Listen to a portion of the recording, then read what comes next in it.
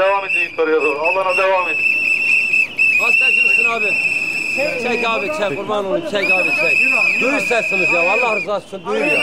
Haydi! Derede, burada, bakan derede. Derede, burada, bakan derede.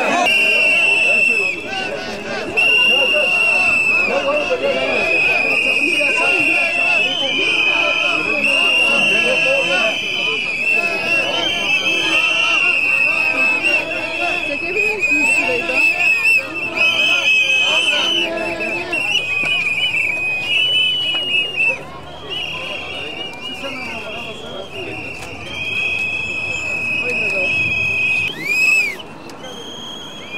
Çok şükür bir basın geldi ya, sesimiz duyuyorlar. Bu sahnede de memnun musunuz?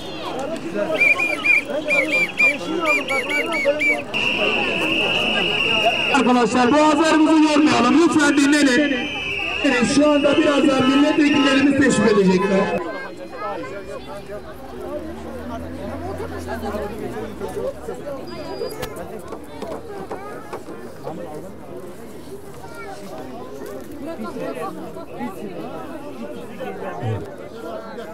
Tamam kalsın orada abi gel. Tamam yeterli arkadaşlar.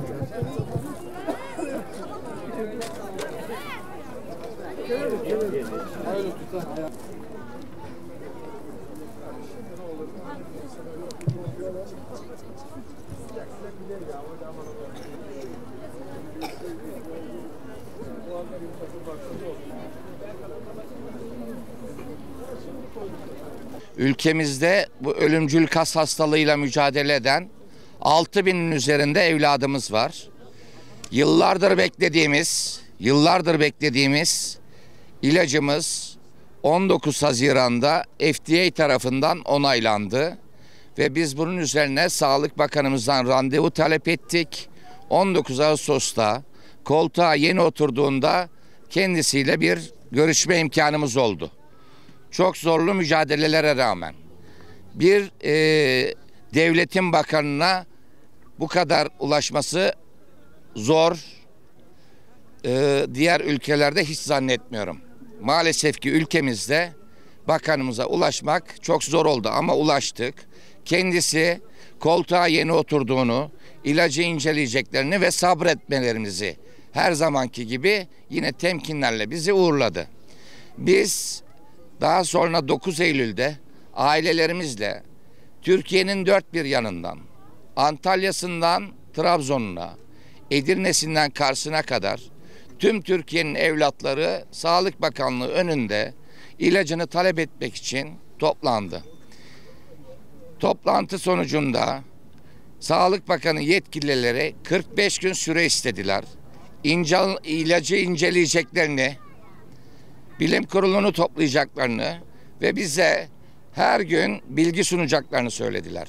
Ama maalesef ki 50-55 gün gibi bir süre geçmesine rağmen hiçbir doyurucu cevap alamayınca yine tüm Türkiye'den, ülkemizin dört bir yanından DMD hastalığıyla savaşan evlatlarımızla beraber Sağlık Bakanlığı önüne pazartesiden itibaren 5 gündür buradayız. Tekrar ilacımızı talep etmek için toplandık. İlk gün yine Sağlık Bakanı yetkilileriyle görüştük. Bugün bilim kurulunun toplanacağını söylediler. İlacın çok pahalı olduğunu ve faydasının çok kısa fayda sağladığını söylediler. Onların söylediği fayda bizim çocuklarımızın ömrü için 10 yıl demek. Bu dikkatlerinden kaçtı herhalde. Tekrar söylüyorum buradan Sağlık Bakanlığı yetkililerine. İlacı bilim kurulu incelesin. Yurt dışında şu anda Avrupa'da diğer ilaçları mesela Givinastot, Duyzuvat ilacını Almanya'da aileleri doktorları arayarak hiç hükümetle karşıya getirmeden aileleri doktorları arayarak biz size ilaç reçete edeceğiz deyip şu 2 gündür çağırıyorlar. Biz de bakanlık önünde evlatlarımızın bir nefesi için ilaç dileniyoruz burada. İşte coğrafyanın kaderi bu olmamalı. Ülkemin çocuklarının kaderi bu olmaması için biz mücadelemizi sonuna kadar sürdüreceğiz ve son DMD'li evladımız ilacını alıncaya kadar mücadelemiz sürecek. Bugün yine bilim kurulunun toplandığını haber aldık. Ona göre bakanlık yetkilileriyle görüşme talep ettik. Görüşme talebinden sonra bu uzun bir süreçtir biliyoruz. Fakat yine ilacı talebi için mücadelemiz bakanlık önünde devam edecektir. Bizim evlatlarımızın coğrafyaları kader olmasın diyoruz. Sonları hüzünlü olmasın diyoruz. O bakanlık bütçesi belki yeterlidir. Birçok şey için bizim evlatlarımızın ilacı için de yeterlidir. Türkiye güçlü bir devlettir. Türkiye yüzyılı diyorsak nasıl Cumhurbaşkanı konuşmasında dedi ki işte bürokratlara seslendi. Dedi siz halkın ayağına gideceksiniz. Biz bakanlığın ayağına geldiğimiz halde sesleri çıkmıyorsa Cumhurbaşkanı'nın talimatını dinlemelerini istiyoruz Sayın Bakan'dan. Talimatlarını dinlesinler ve halkın sesini duysunlar.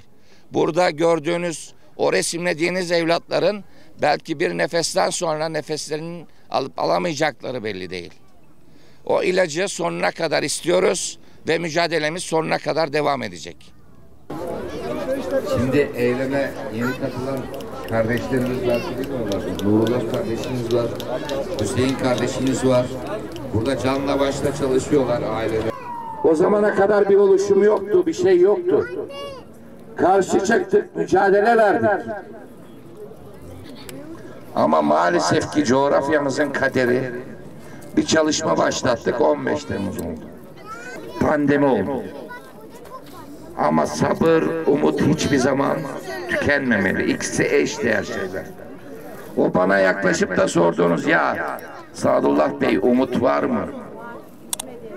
Benim oğlum belki en büyükleri 16 yaşında.